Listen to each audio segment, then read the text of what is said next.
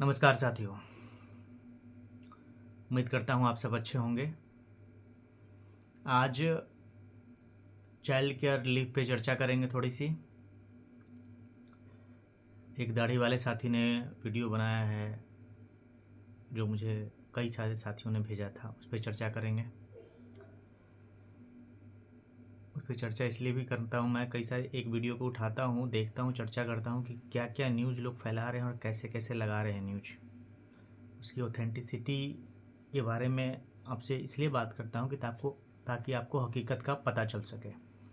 उससे पहले कुछ चीज़ें देख लेते हैं कि शिक्षा विभाग ने, बिहार सरकार ने जो नई नई चीज़ें कुछ सर्कुलर जारी करती है या फिर कुछ फैसले लेती है उसके बारे में।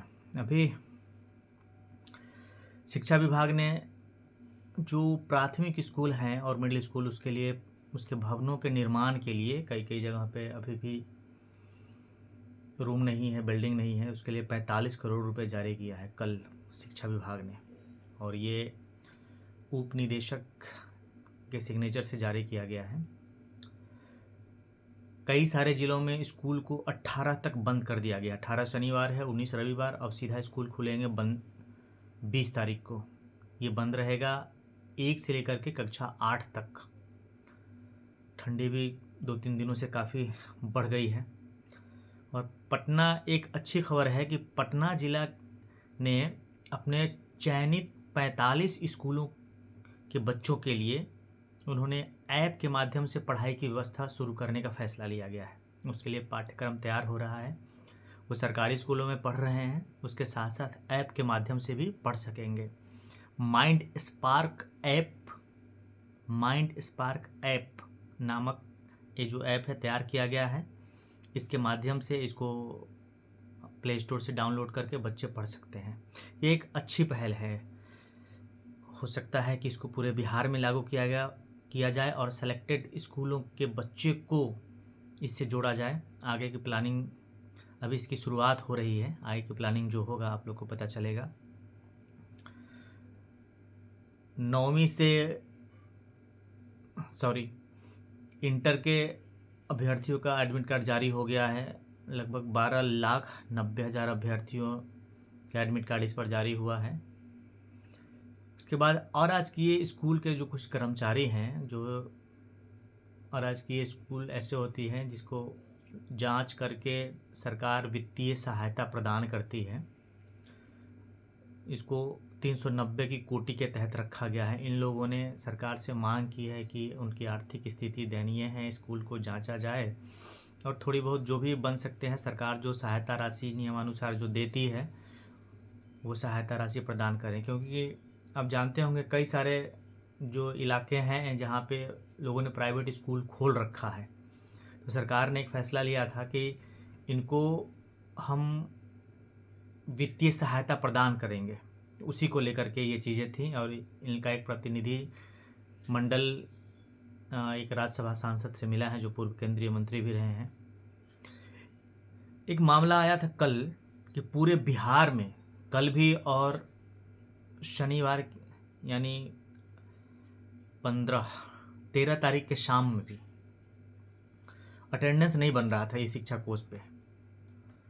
अगर ऐसी स्थिति में, जैसे कल भी बहुत परेशानी हुई है, कई जिलों में कई बार बनाने के बाद नहीं बना है।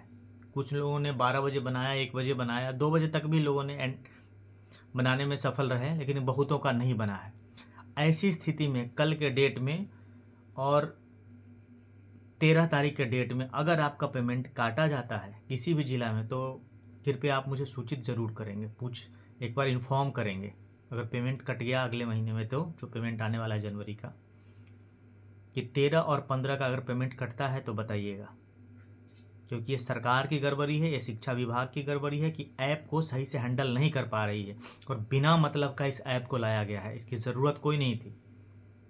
हालांकि ले आया है तो हमें कोई परेशानी नहीं है, लेकिन इसको हैंडल करें सही से। और अचानक ऐसे गड़बड़ियाँ होती रहेगी और इसका पनिशमेंट अगर शिक्षक को मिलेगा कि बार बार वो ठंडी में बाहर निकलेंगे फ़ोटो खींचने के लिए, क्योंकि बैकग्राउंड चाहिए उनको बिल्डिंग का। अगर रूम में कहीं आप फ़ोटो खींच लेते हैं तो वो भी सरकार कहती है कि नहीं, आपने गलत किया है, यहाँ का बैकग्राउंड है, वहाँ का है। और ठंडी में बार बार वो कल निकल रहे थे फ़ोटो खींचने के लिए कैंपस में जा रहे थे। तो कल की स्थिति बहुत ही बदतर स्थिति थी और ये गलती सरासर शिक्षा विभाग की है। इसको सुधारा जाए या जो जैसे होते हैं चीज़ें, या तो ऐप को हटा भी दिया जाए। खैर, आगे देखेंगे इस पे क्या हो सकता है। शिक्षा विभाग ये बात करी है कि सप्लीमेंट्री रिजल्ट जारी करेगी वो अभी टीआरई 3 का, जिसमें कुछ मामला इनका भी फंसा हुआ है। जो गेस्ट फैकल्टी रहे हैं तो इनको भी फ़ायदा मिलेगा। और सप्लीमेंट्री रिजल्ट अभी शिक्षा विभाग ने कहा है कि जब तक यहाँ से आदेश नहीं मिलेगा तब तक बीपीएससी जारी नहीं करेगी। और अब एक फैसला और लिया गया है कि नीट का जो पंजीयन होगा, जो मेडिकल का जो फॉर्म भरते हैं मेडिकल एग्ज़ाम के लिए, उसके लिए आधार कार्ड को कंपलसरी कर दिया गया है। पहले तो आधार कार्ड भी था, अब आधार कार्ड भी जाएंगे। इसलिए जहाँ भी अभी तक बच्चों का आधार कार्ड नहीं बना है, कोशिश करें कि बन जाए। बहरहाल 2-3 चीज़ों पे जो बात करनी थी, आप लोग ने कमेंट किया था कि चाइल्ड केयर लीव में पैसा मिलता रहेगा। हाँ, मिलता रहता है, लेकिन ये आपको एक साथ 1.5 साल का नहीं मिलेगा। बीच बीच में आपको 3 महीने का, 4 महीने का सेंक्शन किया जाएगा चाइल्ड केयर लीव, और उसका पेमेंट मिलेगा। एक साथ आप चाहें कि 6 महीना का, 1 साल का आप छुट्टी ले लें तो वो नहीं मिलेगा। 6 महीना का मैटरनिटी लीव होता है और 1.5 साल का उसी में इंक्लूड होता है आपका चाइल्ड केयर लीव। तो चाइल्ड केयर लीव की छुट्टी में आपको पैसा मिलता रहेगा। साथ ही बार बार ये सवाल उठा रहे थे कि सीनियर होंगे बीपीएससी शिक्षक विशिष्ट शिक्षक से। तो हाँ, सीनियर हैं, क्योंकि उनकी ज्वाइनिंग हुई है 1 जनवरी से 7 जनवरी 2025 के बीच में। और बीपीएससी जो टीआरई 1 है, टीआरई 2 के साथियों की ज्वाइनिंग है, किसी का 2023 में है और किसी का 2024 में है। टीआरई 2 वाले साथियों का 24 में है, टीआरई 1 वालों का 23 में है। तो इस अनुसार वो सीनियर होंगे। अगर किसी भी स्कूल में, ज़्यादातर ये मामला लोग फंसाएंगे क्योंकि एचएम या प्रभार में ज़्यादातर वही लोग हैं, और चुनकर के भी जो बीपीएससी से भी आए हैं, चुनकर के भी वही लोग हैं। तो इसलिए वो बार बार आपको इसमें उलझाएंगे कि हमको नहीं पता है, शिक्षा विभाग का कोई आदेश नहीं आया है, हम इस मामले में कुछ नहीं कर सकते हैं। तो आप जो बीपीएससी शिक्षक साथी हैं जहाँ भी हैं, सीधा बीईओ और डीईओ को एप्लीकेशन दें, उसका एक रिसीविंग रखें। अगर वो नहीं सुनता है तो यह मामला सीधा शिक्षा विभाग को मेल करें, और कभी आना हो तो शिक्षा विभाग को भी वो दोनों एप्लीकेशन अटैच करके एक एप्लीकेशन लिखे और दे कि ऐसा ऐसा मामला चल रहा है। बाकी आगे देख लेंगे, क्योंकि शिक्षा विभाग ने ये साफ साफ कहा था कि इनको कंटिन्यूटी देने का, जो निरंतरता देने का अभी कोई विचाराधीन मामला है ही नहीं।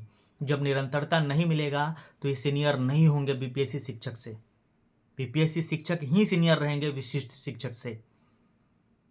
और हर जगह तो लड़ाई ही लड़नी पड़ती है। इसलिए तो मैं बार बार आप सबसे कहता हूँ कि जब तक संगठन मजबूत नहीं होगा, जब तक आप लगेंगे नहीं, जब तक आप कॉपरेट नहीं करेंगे, तब तक इस तरह की छोटी छोटी परेशानियों का सामना करना पड़ेगा। इसलिए मैं आप तमाम शिक्षक साथियों से बार बार कहा हूँ, जो बीपीएससी टीआरई 1, टीआरई 2 से चुन के आए हैं और टीआरई 3 वाले साथियों की ज्वाइनिंग होने वाली है, सारे साथी एकजुट रहे। सरकार छोटी छोटी चीज़ों में आपको उलझाएंगी, आप परेशान होंगे। जैसे अभी टीआरई 1, टीआरई 2 वाले साथी उलझे हुए हैं, उनका इंक्रीमेंट नहीं लगा है, एचआरए बढ़ा हुआ नहीं मिला है, बढ़ा हुआ डीए नहीं मिल रहा है, जबकि नियोजित और विशिष्ट शिक्षकों को बढ़ा हुआ एचआरए भी मिलना शुरू हो गया है, बढ़ा हुआ डीए भी मिलना शुरू हो गया है।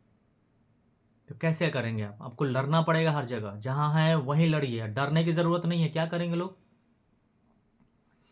हर जगह जो हेडमास्टर है वहाँ के, वो गलत काम करते हैं। जैसे प्रैक्टिकल में पैसा वसूल लिया, और भी अनैतिक चीज़ें जो चल रही हैं, फर्जरी मामला चलता है, उन चीज़ों को आप स्टोर करें और बताएं कि अगर ऐसा नहीं हुआ तो हम भी लिखेंगे। और लिखिए, भले ही आप दूर दराज के स्कूलों में हैं, वो लोग लोकल हैं, लेकिन डरने की ज़रूरत नहीं है।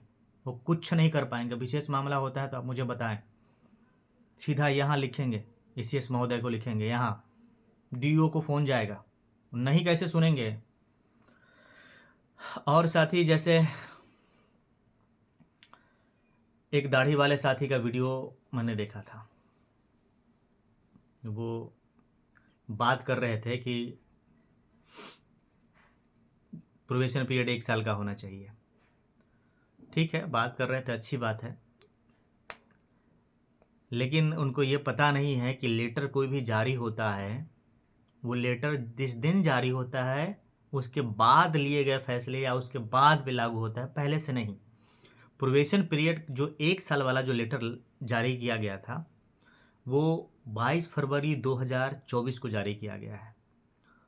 और TRE 1 TRE 2 के साथी इसके पहले ही ज्वाइन कर चुके हैं। जैसा कि अभी मैंने बताया कुछ देर पहले कि TRE 1 के साथियों की ज्वाइनिंग हुई है नवंबर 2023 में।